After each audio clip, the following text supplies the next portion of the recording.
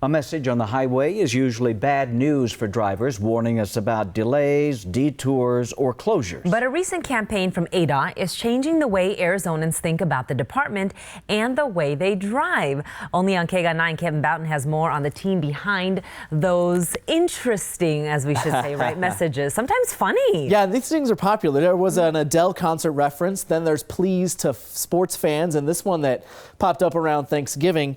Adot's funny messages have been tweeted and shared thousands of times, and now nearly 2 years after the first sign went up, the response is better than even they expected.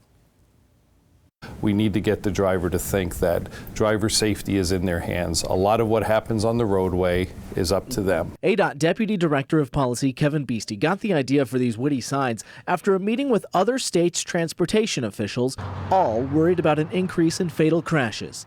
The first attempt was a hit. Drinking and driving go together like peas and guac, a reference to a 2015 New York Times article about an eyebrow-raising recipe for guacamole that calls for peas.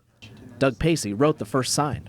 You know, the reaction was crazy. It was popular. It was pretty impressive. It went worldwide.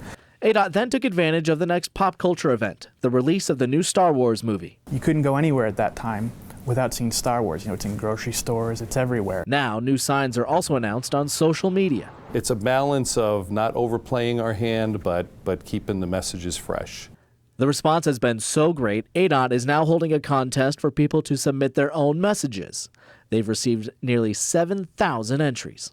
You see some that have a lot of thought put into it. It affects their life. You know, they had a loved one who died, or they know of someone, something like that. And so you can see it's real life. Finalists will be announced on Wednesday. Winning submissions will appear in April.